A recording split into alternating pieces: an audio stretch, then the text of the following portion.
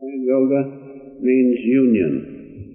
And when we are discussing yoga, we are referring more especially to the yoga of salvation, or Raja Yoga, in which the union between our consciousness and God's consciousness consciously takes place. That's the highest goal of yoga. Well, that's the goal which we want. There are different phases of yoga: Karma Yoga, Jnana Yoga of wisdom, Karma Yoga of action, Hatha Yoga, bodily activity, perfection of the body. But unless you find the infinite and salvation and illumination and liberation, you have not union. So always remember that when you hear anybody discussing yoga. Yoga means union, not just bodily yoga, Hatha Yoga, or the various aspects. They are stepping stones toward the highest yoga, Raja Yoga, especially Kriya Yoga. And so tonight we can remember that as we discuss the different aspects of the electronic body or the astral body, which yoga uncovers. The science of yoga uncovers the different aspects of the electronic or astral body. Just to review, there are 19 elements, 10 senses, 5 of knowledge, 5 of action, the 5 pranas, mind, intellect, and ego, and chitta, or higher feeling, in contrast to the feeling of sensation, and the little happiness that comes from the stilling of the waves of the mind, or the freedom from the restlessness of the mind. Mental turmoil, that gives a little happiness, but the happiness or the bliss of the soul is something else. And that's what we are discussing tonight. Last time we discussed, as you will remember, ego, which is the pseudo-self, the false self. And what is the soul as ego? It's the soul attached to the body. Remember that. That's all. There can be no difference between that thinking principle within us and that feeling principle and that understanding principle and the soul. There's no real difference. There is a formal difference. Because you know when you're in ego, many times you're not in soul consciousness. And so, when you're in ego, you are simply are in your soul consciousness attached to the body through likes and dislikes. That's all there is to it. If you can remove those oscillations of likes and dislikes, then you have the soul full and proper. And so tonight we are talking about the ego consciousness with its feeling. When you see a flower, you say, I like that flower. Well, what is it that likes the flower? It is your soul. I love this rose here. Why? Because your soul is perceiving the rose. But there's a little attachment, because if that rose was something else, you might say, I don't like that flower as well as the rose. It's still the soul attached to the body through likes and dislikes. Those are the worst things. If we could do away with those things, we'd have the peace of the soul right with us most of the time. It's very difficult to do away with bodily consciousness so that you can be unattached completely. That's not necessary. But at will, you must be able to rise above likes and dislikes and feel the bliss of the soul. At will. That's the point. If you can't do it at will, get busy. Do more yoga and pray to God more that His grace be upon you. That's what we all have to do until likes and dislikes do not trouble us. They cannot disturb us. And with that comes the joy of the bliss of the soul. And so this chitta, C-H-I-T-T-A, the last, so to speak, of the elements of the electronic or spiritual body, is very important. It is none other than your soul attached to the ego. Understand that. Your soul attached to the ego. If you can just do away with the force of likes and dislikes, then the soul will be free. But whenever it is attached even to the greatest good as a like, or the greatest evil as a dislike, even then it is not the soul, it is the ego. So, I remember our Master gave us this definition of the citta, or the feeling. It is the feeling of ego consciousness. It is a feeling of ego consciousness. Or it is the feeling of the soul attached to the body, to likes and dislikes. Now that's a simple thing to remember. There's so much complication in psychology and philosophy and the study of metaphysics. It's all confused. If you simplify your understanding, then it'll be much easier. So realize that the feeling of ego, or citta, the last element of the subtle body of the 19 elements, is ego consciousness. Or another way to say it is soul consciousness attached to likes and dislikes. So there you have what remains after the physical body is finished. Well, we're through with it, so to speak. Those 19 elements remain in subtle form. And unless the soul is fully realized, you carry it on as the ego consciousness in subtle form, just like the seed produces the big tree. And so within us is the feeling of some entity as the ego consciousness, because there is still an attachment to the other elements of the subtle body, and we are not fully free. So, only in the realm of waking consciousness and in the subconscious dream state are we conscious of this feeling, this citta, C-H-I-T-T-A. Only in waking consciousness or in the subconscious dream states, because you know in this waking consciousness we have plenty of likes and dislikes, and in the dream also. We don't like some of the dreams, do we? And some, they're all right. Why? Because the citta is there. But in the deep state of deep sleep, where there are no subconscious dreams, then the feeling of the soul is there as bliss, but mostly we are unconscious of it. When we wake up in the morning, we know we slept well.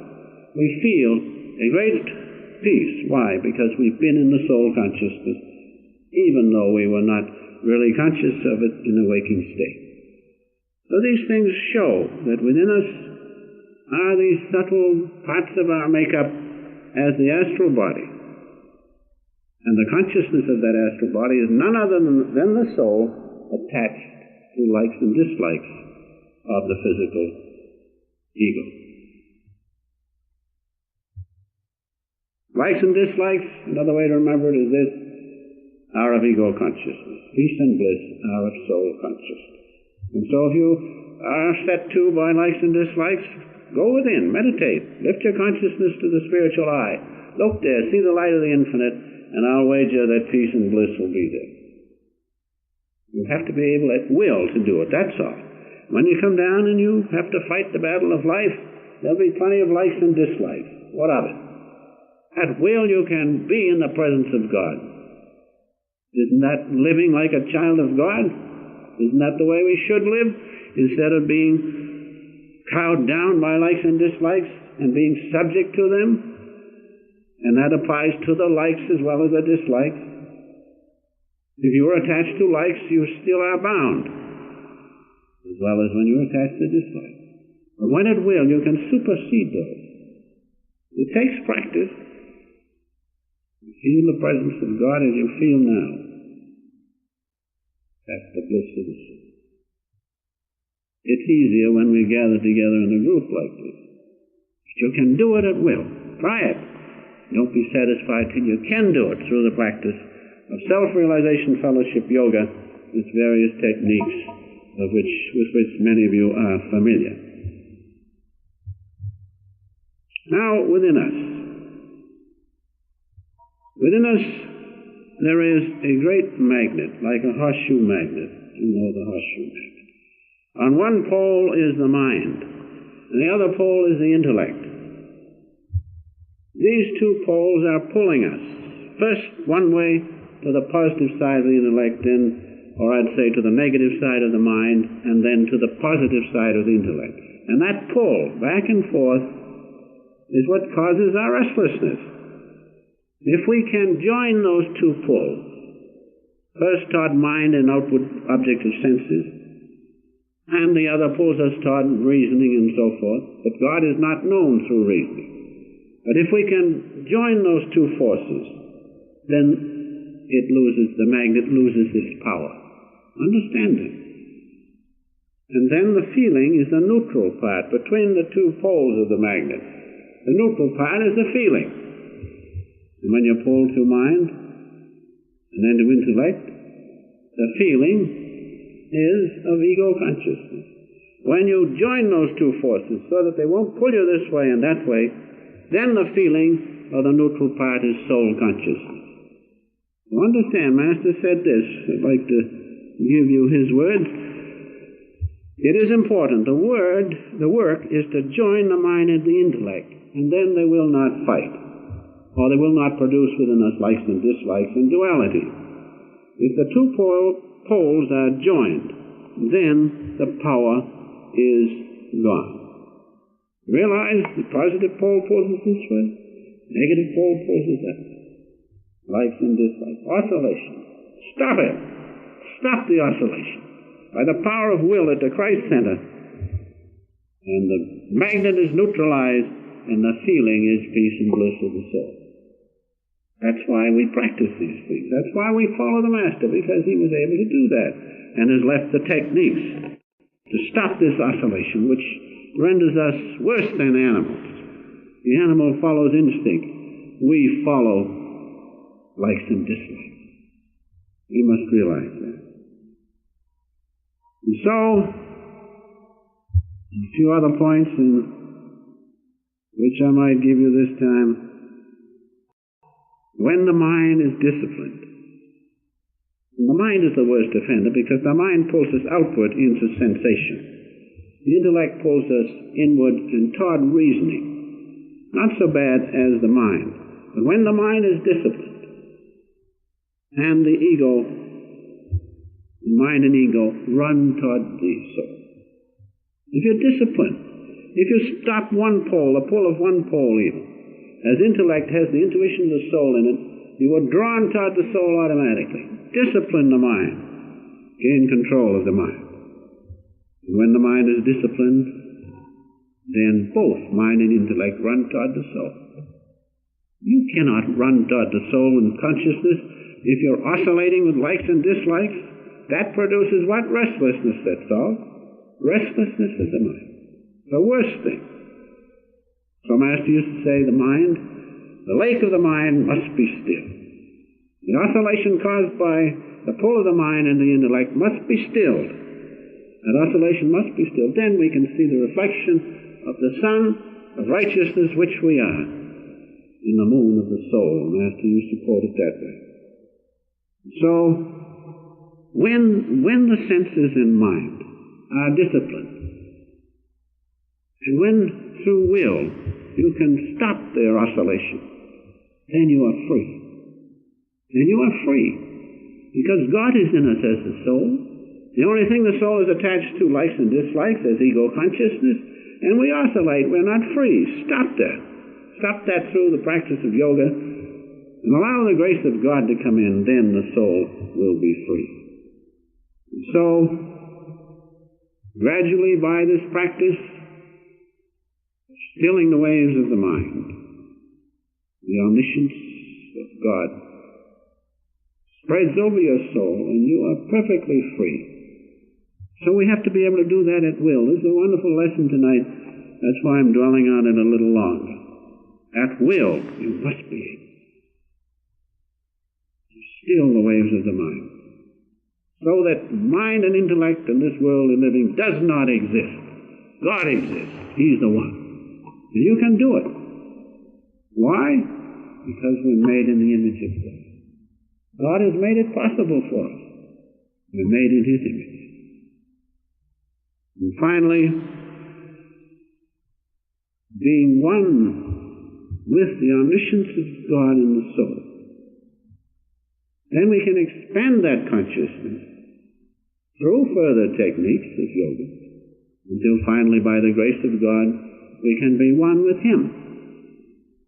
That's why Brother Lawrence said, practice the presence of God. You cannot practice the presence of God with a mind going this way, but it will when you can still it.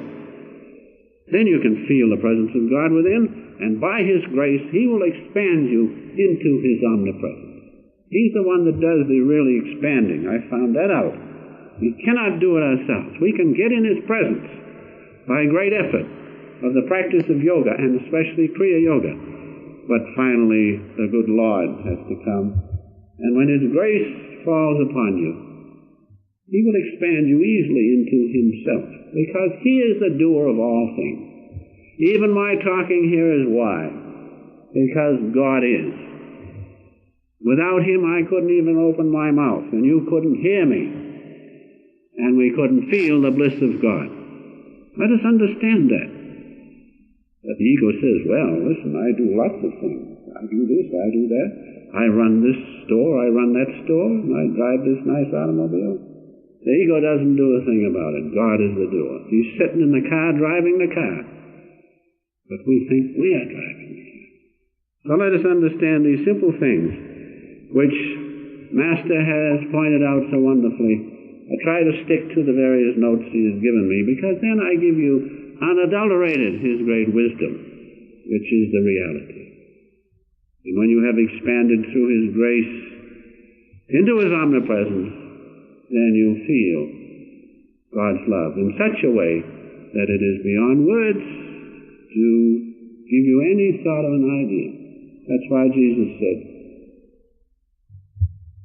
that peace which passeth all understanding. So it's worthwhile. Practice your yoga. But above all, be loyal to God, so that in every action, great or small, you find it necessary to take Him with you. He likes that. He's got everything, world upon world, universe upon universe.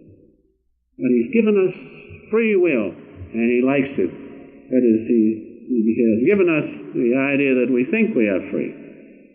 That's the point. And He likes it when we realize we are not free. We want Him and Him alone. That's the lesson of yoga tonight.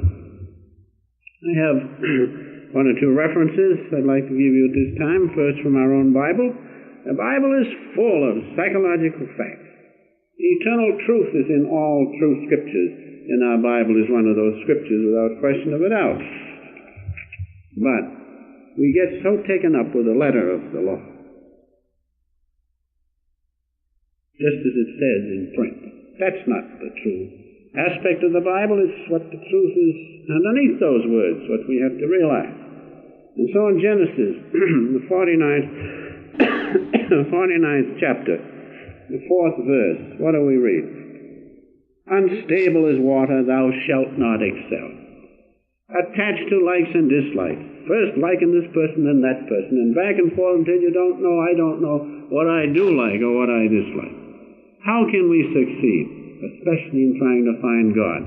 So that's a pretty good reference, Genesis, the 49th, the 4th verse. In James, 1 James, the 8th verse. What do we read? This is most wonderful. That is, it applies to the lesson tonight. And don't feel bad if you find some of the things apply to you, because that's why we're here. That's why we're here. Sometimes people say, boy, you were talking to me last time. I says, the omniscience of God was talking to you, because we're all one in His omniscience. And so it isn't so bad, see? It's a good thing that you feel this to yourself, applying to you, because you can correct yourself. God doesn't come until we correct ourselves. And so in 1 James, first chapter, the 8th verse, a double-minded man is unstable in all of his ways. And so if you are attached to likes and dislikes, you will be unstable in your practice of yoga, without question of a doubt. He is unstable in all of his ways. Let us face the truth. The wise man is the one who faces the truth, and finding that he is deficient, corrects himself. The fool is the one who says, I'm all right, everybody else is wrong. That's not so.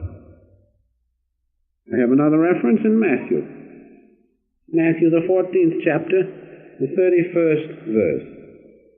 And Jesus stretched forth his hand and caught him and said, this is the important part, O thou of little faith, therefore didst thou doubt. Doubt is the result of what? Likes and dislikes. Oscillation. The Master comes to America and many follow. And in the initial enthusiasm, they are filled to the brim. Suddenly, someone says, do you think he really knows? Then the likes and the dislikes and doubt comes in. And so doubt is one of the oscillations of the mind which we must fight against. And in St. Luke, the 12th chapter, 29th verse, what do we read? Oh, this is a familiar one. And seek not ye what ye shall eat, or what ye shall drink, neither be ye of doubtful mind. So there we have two references about doubt. And doubt will be stimulated beyond any amount that you can imagine through the practice of likes and dislikes. How can you, if you are following like in 1 minute and the next a dislike, how can there be anything but doubt left in you? So let us realize this. Now from the Bhagavad Gita, we have a reference in the 12th discourse, 17th, 18th, and 19th line, which applies to our lesson tonight. It's very difficult to follow this when we're in ordinary living, but we must learn to do it. He who neither loveth nor hateth, nor grieveth nor desireth, renouncing good and evil, renouncing good and evil. It's rather difficult, isn't it? But in God there's no good or evil. He is the one eternal consciousness. He is all. He who neither loveth nor hateth, nor grieveth nor desireth, renouncing good and evil, full of devotion. If you have devotion enough for God, good and evil cannot exist in you. Wonderful passage in the Gita. Full of devotion. He is dear to me. These are the words. This is the law, you might say, the spiritual law. I'll read it once more. My devotee is dear to me. He who neither loveth nor hateth, nor grieveth nor desireth, renouncing good and evil, full of devotion, he is dear to me. Alike to foe and friend. And also in fame and blame, or praise and blame. Alike in cold and heat, pleasures and pains, destitute of attachment, taking equally praise and reproach, silent, wholly content with what cometh. How hard that is. Homeless even. Firm in mind, full of devotion, that man is dear to me.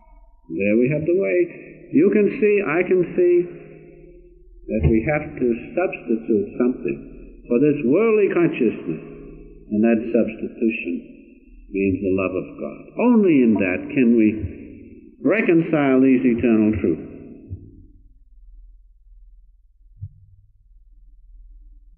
I have a reference from Kabir here. This is a very interesting reference. On the day in which I died, on that day, joy sprang up, and the Lord met with me. St. Paul said the same thing. Behold, I die daily. He died to outward consciousness. You can do it through the practice of salvation yoga. And when you can do it at will, then you will feel just like Kabir felt, and Paul. On the day in which I died to outward consciousness, that's all. Died to likes and dislikes. Died to the oscillations of the mind, which give us so much trouble.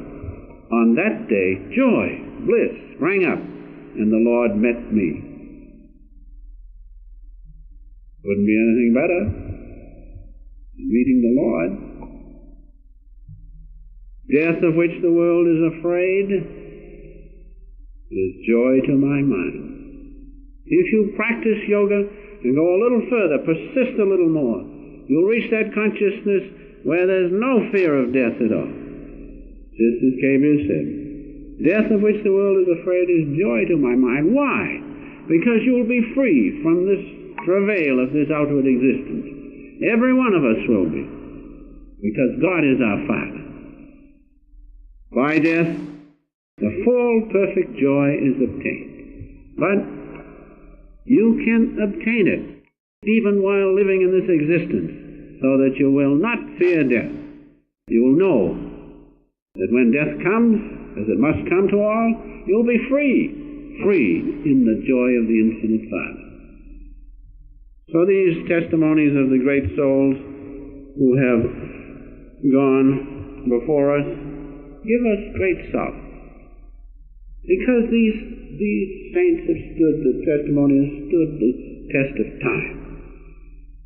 But we must do something about it, so that we too can say that. Why can't we? We're children of God.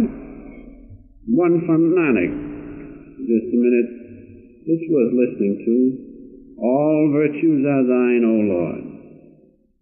None have I my own. That comes when ego is eliminated. Because in the presence of God, you know He is the one. He is the doer. None have I my own.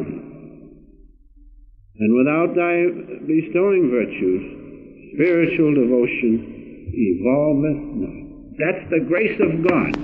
The grace of God must come. Ask Him for His grace. As Kabir said, even though I'm known throughout all the universes, times 10, and am thought well of, just think of the importance of the grace of God.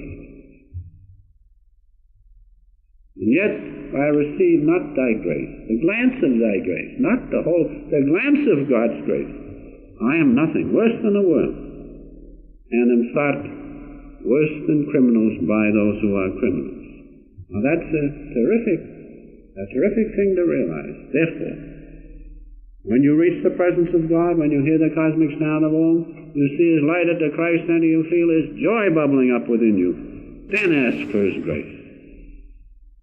If you receive it, it's the greatest thing there is. So our lesson tonight on yoga has many points which can be very helpful to us all.